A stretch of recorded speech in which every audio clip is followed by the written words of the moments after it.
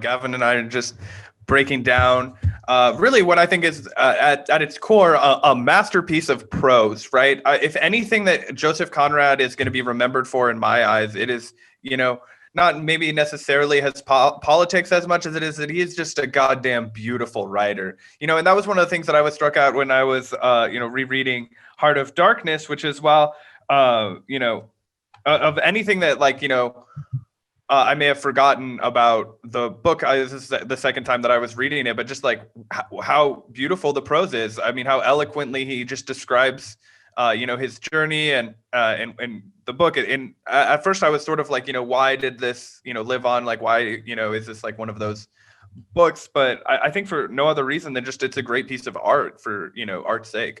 Yeah, I totally agree. There's some of the best, descriptive writing. And yeah, when you, completely removing the political undertones or themes of imperialism and colonialism that are presented here, you're absolutely right that just the prose is beautiful. I mean, some of the descriptions of the river Thames itself are just so memorable. There's the quote where he says, resembling an immense snake uncoiled with its head in the sea, its body at rest, curving afar over a vast country, and its tail lost in the depths of the land. Like, he clearly has a very natural gift for words and, describing these luscious landscapes and, deep interiors of the jungle, which are kind of at the heart of this book, no pun intended. So yeah, I think that you're absolutely right that a lot of the reason this work has endured so much and the reason that Conrad's words on these subject matters have endured so much is just, he is such a great writer, and his work is always worth revisiting for no other reason than that, chiefly he's a great storyteller. Yeah. And I think that that's, I guess, a good place to start in. We've kind of hinted at the politics of the book. Obviously, at the crux of this book is a story of, a steamboat operator who, his initially his, steamboat, he goes and it's like fucked up basically. So he's on a mission to go find the manager Kurtz down the river, the Congo River. And through this kind of journey, he, I guess he has like kind of a new understanding or an awakening to kind of like the savagery of man is, I guess, the way that he would put it. But really what it is, I think, is an interesting look at imperialism as it was unfolding, in the 20th century. Joseph Conrad gives, for the time, obviously this is a fictitious account, but it's based off of his own experiences. And I think what he is able to translate is a lot of the matter of factness of the time of imperialism. The fact that, of course, Joseph Conrad saw himself as, ethnically superior to, the savages and the brutes. But throughout his journey, he kind of starts to see the savagery in his own culture presented to him. Yeah. Yeah, I think you're absolutely right. And if you're looking for like a, direct, full-throated condemnation of the imperialism, that you're not really going to find it here. That's not really the point here. And obviously you could criticize that if you're looking for a more, modern look at the subject matter. Sometimes people, want that condemnation in any, context if it's presented alongside. And to be fair, it is a little jarring at times when you realize just how, out of touch. I mean, not out of touch, but just, obviously how different people used to think and look at, the quote unquote savages from other parts of the country, where, now we see that as a totally antiquated way of looking at things and realize, that we're all human beings. That there is clearly a different understanding of that at the time. And I think that this book is clearly a reflection of that time. And I think you're correct that the main character, Marlowe, is not exactly, he's not exactly like a good doer that's there to save the day. And the point of this book is not some grand moralizing statement. But that being said, he does come to realize, a lot of what has been presented about his own society and culture is just as savage as anything that he would find deep in the jungle. So there's definitely some anti-imperialist undertones here. I just don't think it's this full-throated condemnation that some people may be expecting looking back. But But yeah, I do think there's a lot of interesting kind of ideas presented here, and definitely Joseph Conrad probably coming to terms with some of the stuff himself. But yeah, again, it's largely based, a product of its time, and it's also interesting what degree, the narrator of the story Charles Marlowe is a reflection of Joseph Conrad himself. Sometimes it's hard to separate the two because again, it is a narrator, so it almost bleeds into one another, and it's easy to just be like, this is Joseph Conrad telling the story. Yeah, it's interesting to think about where Marlowe ends and Conrad begins as far as their own experiences and also their own understanding of the themes of this book, which is, of course, the imperialism and all that stuff. Yeah, and I guess that's for the purposes of our show, a good place to kind of fillet this out, right? The reason we wanted to talk about Heart of Darkness is one, just because like we said, it does provide an interesting sort of foray into the perspective of the time, the turn of the 20th to the 21st century. Obviously he's looking at, French imperialization of the Congo and Ivory, but this is no different than the kind of things that were being done by and perpetrated by the United States in Central and South America, largely, as well as, in other parts of the globe. And I think that the kind of the observations that Marlowe makes just about life and about the way that the structure of imperialism works, there's a lot of takeaways. Like, he has this bold line that I wrote down: your strength is just an accident arising from the weakness of others. This idea of like plundering, reaping benefits that because other people aren't capable of defending it. Everything is ours unless somebody can keep us from, kind of getting our hands on it.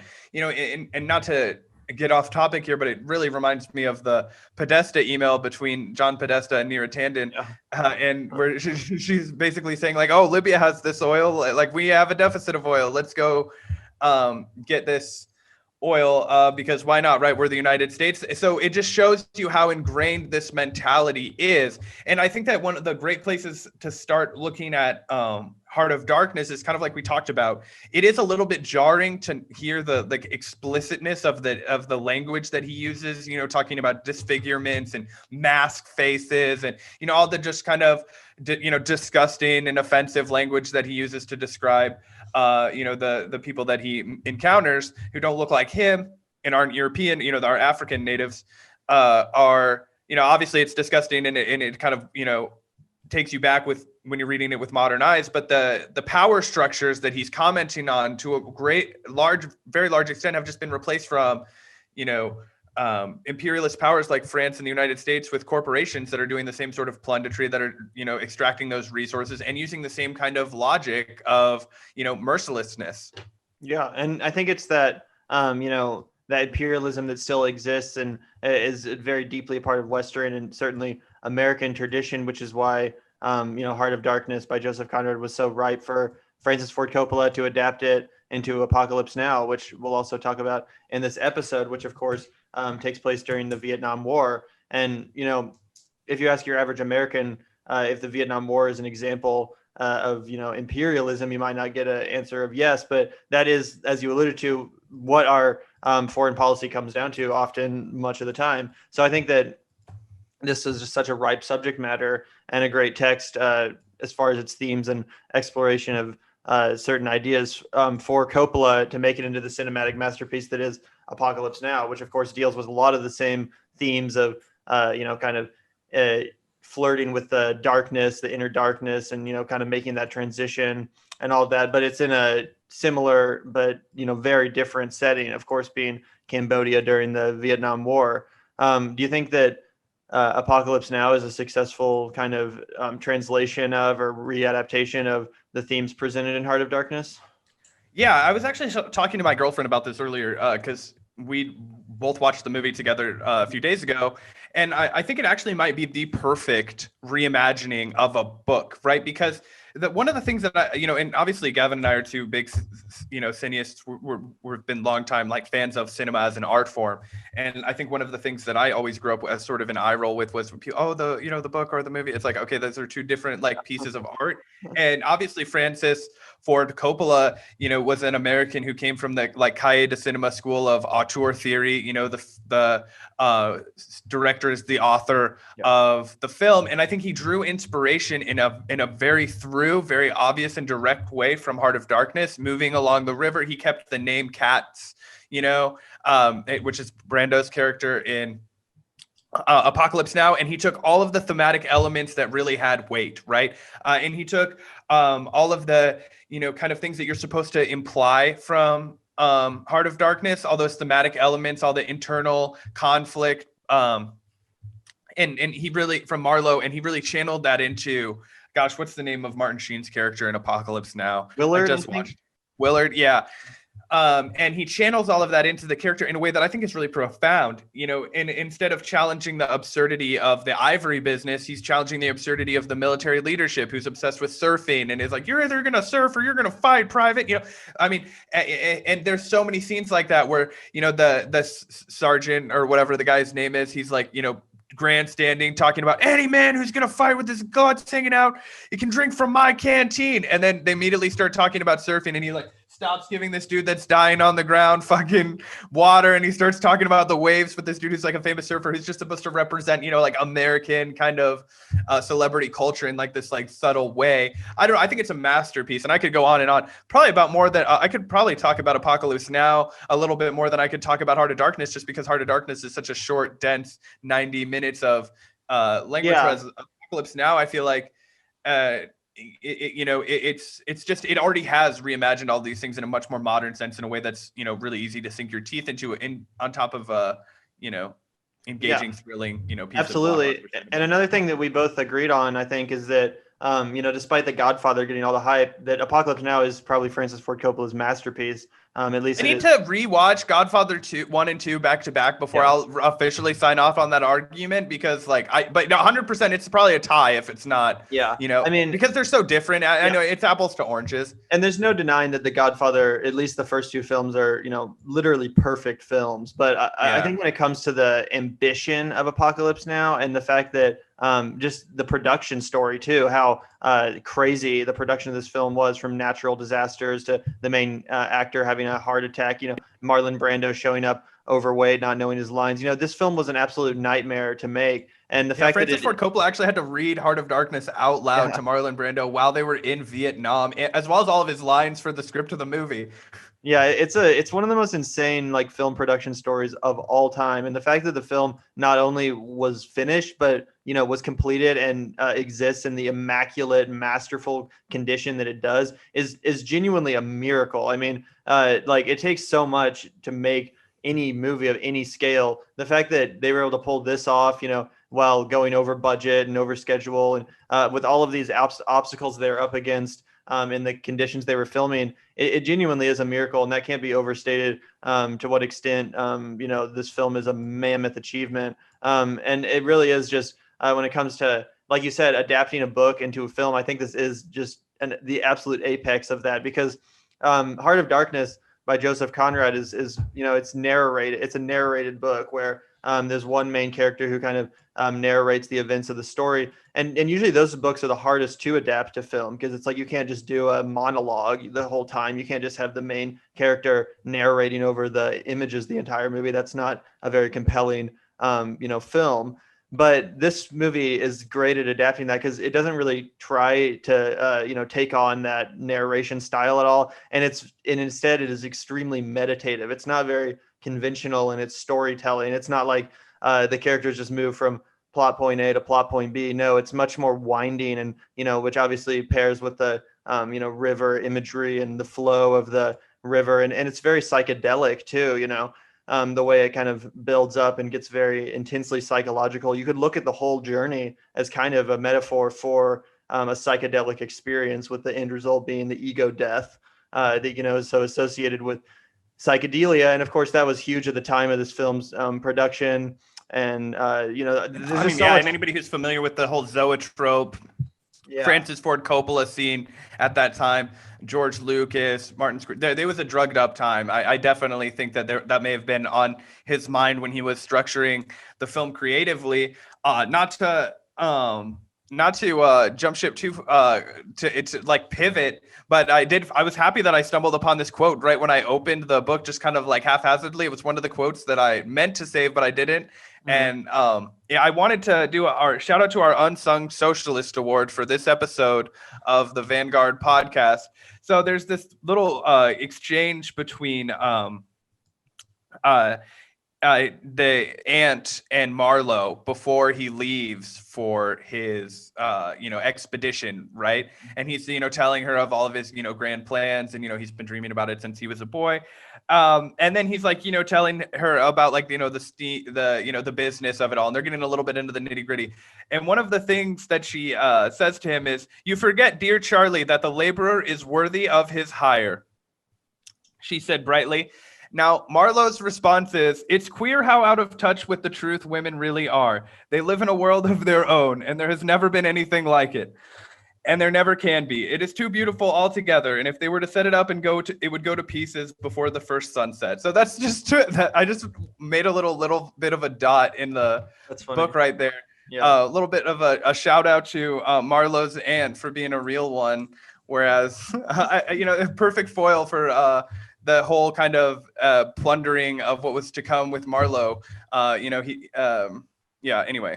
Yeah, no, for sure. I think that's fitting. And I do think there's some, like I said, some undertones in this book that you could interpret in a more leftist sense, or at least an anti-imperialist sense. And I definitely think so, especially for the time, right? I mean, if you look at the back of and to be fair, actually, when I went and reapproached this book, I was expecting a lot more from Joseph Conrad. And I think it was something that I needed to sit with a little bit, because I was like, I was expecting this like repudiation of imperialism. And then, you kind of have to realize, okay, well, this is written by a white guy in like 1890, so you're not going to get that. But what it is it's what I would consider the closest thing that you're probably going to get to like in the way that a person of maybe average understanding of the world at that time with, we're talking about like a white man, a Western man of white heritage, or not, I mean, skin color, whatever, you know what I'm talking about. People who were able to travel freely at the turn of the fucking 20th century. So if you're looking for insight into that perspective at that time, I think what Joseph Conrad provides is really, influential, or it really, I guess I'm not sure what the word it provides a lot of insight, right? He gives you a way of looking into the way that when exposed with this extreme cruelty, this obvious unjustness, that is completely blatant to everybody now at the time. I think this is probably what you would consider like an honest reaction to that. Somebody who, is trying to grapple with it, but is still so steeped in their own ideology and their own prejudices that, this is kind of what comes out, but it's honest that way. And I think that's the other part of what makes it holds up, is it if it were any other way, it probably wouldn't be as honest and as true to the, overall perception of the time. Not everybody was, John Brown. Yeah, I think that's a very important point to make. It's that, like, I mean, it may sound unevolved and archaic to us today, but you do have to remember this is a text. It was an unevolved and archaic time. Yeah, it was over 100 years ago. And also, and to your point, it is very autobiographical in some sense. Actually, Joseph Conrad himself was appointed to a Belgian trading company steamer where he sailed up and down the Congo River. Yeah, I think I heard about that. I think I remember in high school when we read this, we learned that it was like sort of. That's another reason this book endures. Yeah. Another reason why this book endures is because it's taught in like every high school AP lit class. That's what I was trying to figure out. Why? Do you think it just is the prose? Because admittedly, I probably skimmed it the first time I read it in high school. That's why I wanted to reread it for this podcast. And it's 90 pages, super quick. Really. It's one of the interesting things is what he does decide to get into detail on. Like he'll completely brush over this, like, profound observation, but spend like 3 or 4 pages on, the steamboat management, So yeah, well, that's what I mean when I kind of say it comes off like it is very autobiographical. It's almost comes off as like a travel journal in some instances, which can make it a little bit dry to read at points. Like you mentioned, like sometimes he just kind of goes off on these rambles and rants and stuff like that. And it all remains pretty ambiguous philosophically. Like, I mean, there's no, as I've said, there's no like condemnation to be found here, as direct, full-throated condemnation. It's all pretty subtextual. But yeah, I think that the reason it's taught is probably just because it's like you said, it's quick and it's a good way to address some themes of imperialism and to kind of have that in the background of this story. So it's a good way to address those subject matters and themes in the form of a pretty digestible and short story. And obviously, the whole, narrative structure of this book, and same with Apocalypse Now, is extremely metaphorical. If you just think about, going into the darkness and into the heart of darkness, it's about kind of human psychology and discovering the, darker aspects of the human mind and that journey inward, essentially. And obviously there's the argument to be made that Marlowe and Kurtz are, two sides of the same coin. They are the same person. Same with Willard and Kurtz in Apocalypse Now. That's kind of what the point of the book is kind of coming to terms with, or grappling the inner, that we are all capable of these horrors. We're all capable of this inner savagery. He has this quote, like you were talking about, this sort of dream structure. This is even present not just in Apocalypse Now, but in the actual text of Heart of Darkness.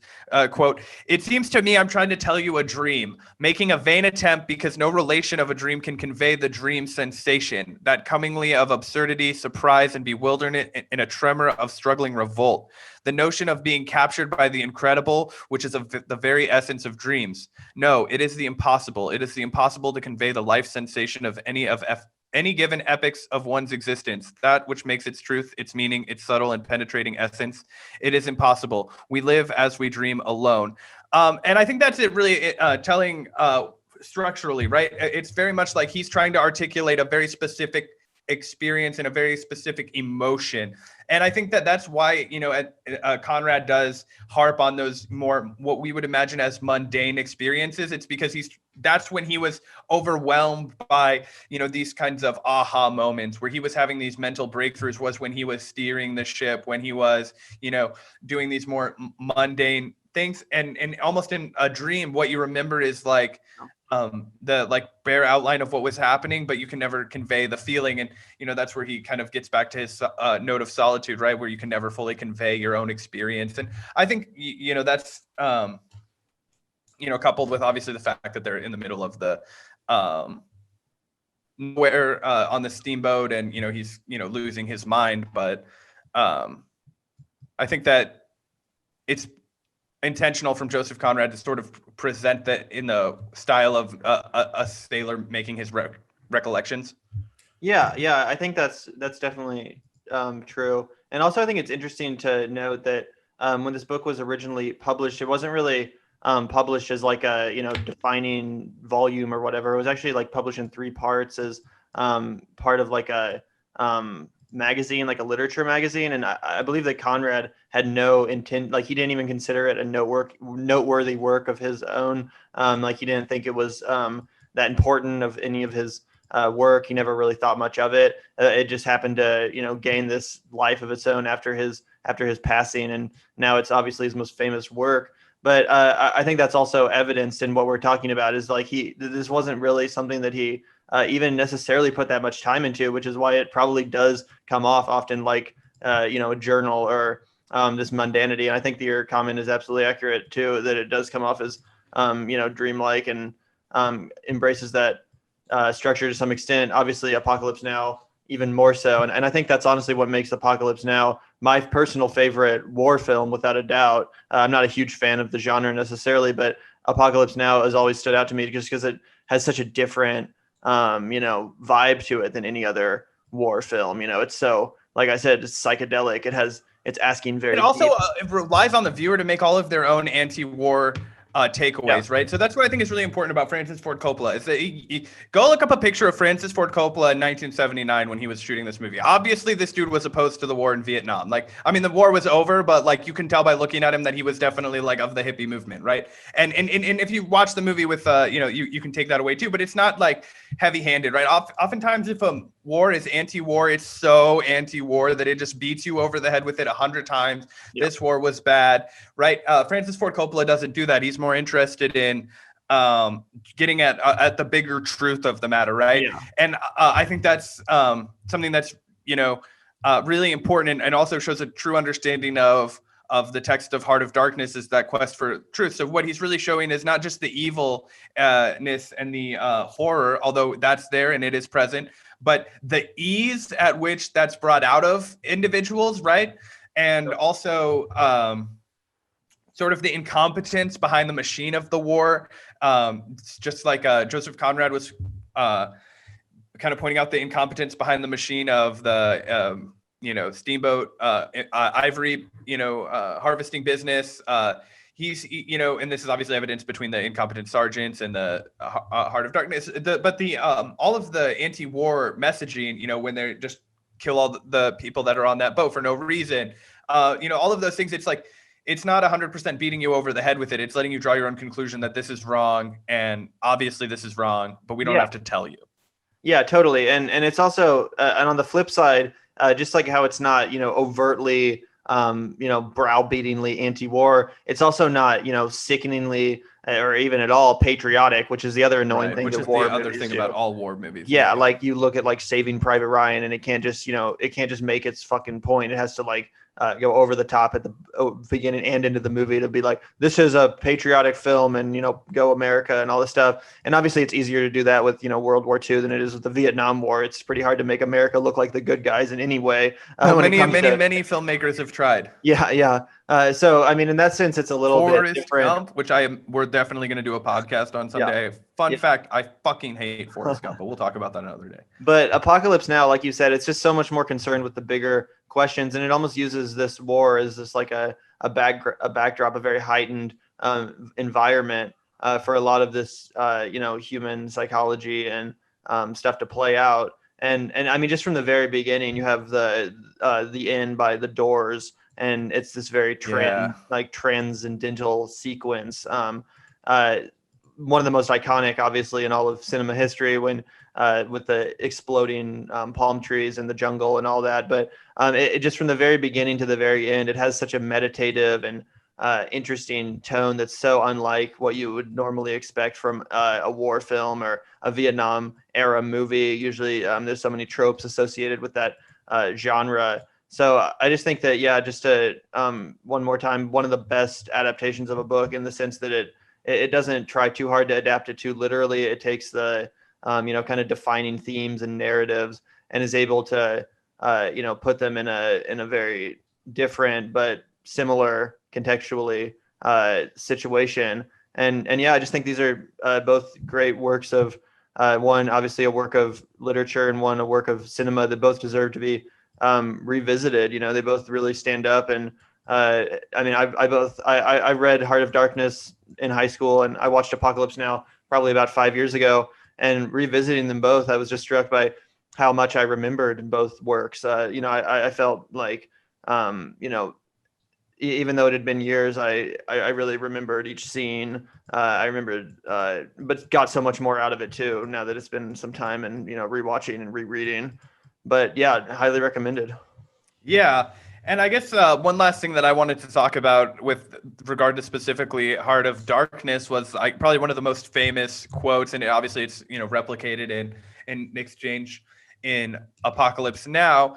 It's I hate, detest, and can't bear a lie, not because I am straighter than the rest of us, but simply because it appalls me. There is a taint of death, a flavor of mortality in lies, which is exactly what I hate and detest in the world, what I want to forget. And I think that in the case of Heart of Darkness is, essentially what he wants. The lie is, essentially that this, that the Western European imperialist colonizers are somehow bringing, enlightenment, civilization, civilization to these savage people. And that's the detestable lie, right? Because he realizes in his journey that he is, just that the savagery is at the heart of man, right? Like it's everybody is capable of this, and it's not, what he thought savagery was defined as when he began his Odyssey. I think this is also obviously implied in, the rank lies that were, imposed on the Vietnam War. This is evidenced by, Katz just essentially, abandoning his post for the U.S. Army and, living amongst the Cambodians.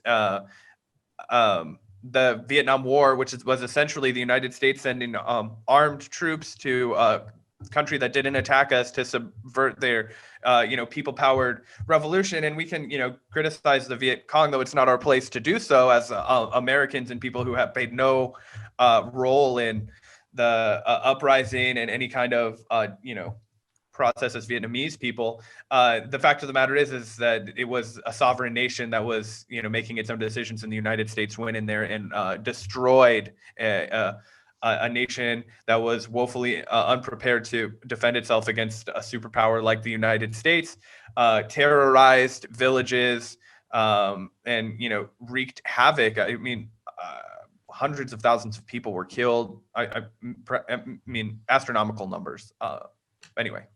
Yeah. And I think that, Francis Ford Coppola in Apocalypse Now, at least, is able to accurately. Also, just to ask you about that, do you know why they call the Viet Cong Charlie in Apocalypse Now? I just assumed that it was the Viet Cong, but I don't know why they call him Charlie. I don't know where that name.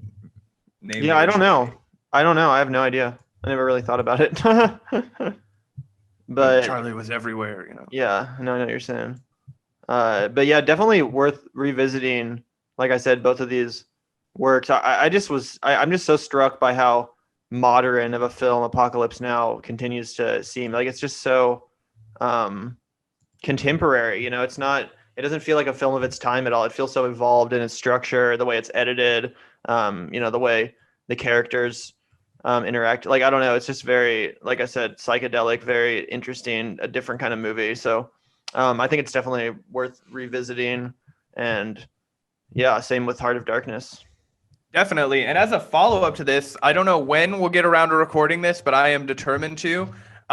Just as a follow-up on imperialism, a book I've been reading into that I'd never come across before, The Wretched of the Earth by Frantz Fanon, is a really interesting and compelling work that I'm just getting through now for the first time, which is really steeped in anti-colonial theory, and sort of from the perspective, obviously, of the colonized, right? So that'll be a book club, potentially in the near future, if not at the more medium future.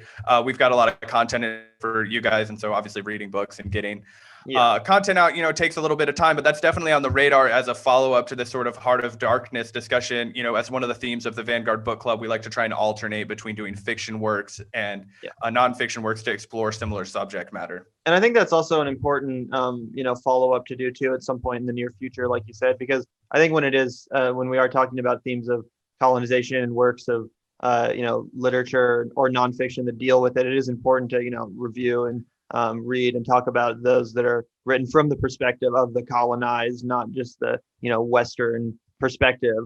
Obviously, that's a even more enriching and revealing piece of the puzzle or perspective to hear. Obviously, the biggest criticism of any film or work of art, whether it be Heart of Darkness or Apocalypse Now or Schindler's List or whatever. I guess Schindler's List is a little bit different because Steven Spielberg is Jewish. He's a Jewish man. You get what I'm saying? They often do come off as slightly desensitized, just because they do come from the perspective of the more privileged, the Western mindset.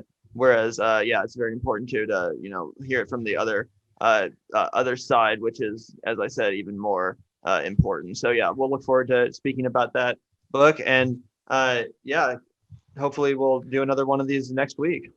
Yeah, definitely. I think our next on the docket, as far as announcements go, we'll be doing another, like we said, nonfiction installment. We're going to be talking about some of the work by great Kansas populist writer, co-founding editor of The Baffler, Thomas Frank. Writer, author of What's the Matter with Kansas, Listen Liberal, The People Know, Pity the Billionaire, One Market Under God, The Commodification of Cool. He's been at it for a while. He's a great writer. Gavin, did we narrow down which books we'll be discussing for the podcast? At least What's the Matter with Kansas, Listen Liberal, and his new book, The People Know. We might be able to fit a few more of them in there too, or at least you can bring your perspective on them. But I don't. But at least those three. Yeah, so that'll be kind of where we're coming at for the bulk of the conversation. But yeah, we're looking forward to cranking out more of these book clubs for you guys. Gavin and I are, still kind of getting used to the formula. So if you do have any suggestions or things like that, feel free to shout us out in the comment section. If you want to see, more of this kind of thing, more textual analysis, that's something Gavin and I kind of shy away from because, but yeah, feel free to drop a line in the comment and let us know that that's what you're after. And we'd be happy to kind of steer the ship in that direction for you guys. But we appreciate everybody listening and hanging out. And yeah. If you haven't read Heart of Darkness since high school, it is worth checking out again, just because you brought. Yeah, it's 90 pages. You can finish it in an evening if you're really committed. Yeah, exactly. And then some of these books that are popularly taught in high school, various curriculum, I feel like people kind of have a resentment towards because they might not have, they felt like it was kind of force fed to them in their high school days or whatever. And I think you and I both shared that sentiment. Yeah. You and I mean, I know myself, I didn't fucking read shit in high school. I was a Spark Notes machine. I got an A+ in AP Lit Theory, bitches, but I didn't read shit. No, obviously, no, everybody did that, right? Yeah, but it's actually worth reading. We'll point you in the right directions. Although you fuck Pride and Prejudice, okay? But we're gonna hit you with the real shit here at the Vanguard. Next week we'll be reading Jane Eyre. So yeah, exactly. But yeah, everyone stay safe. We'll be doing tea time with our moms, and we'll be discussing.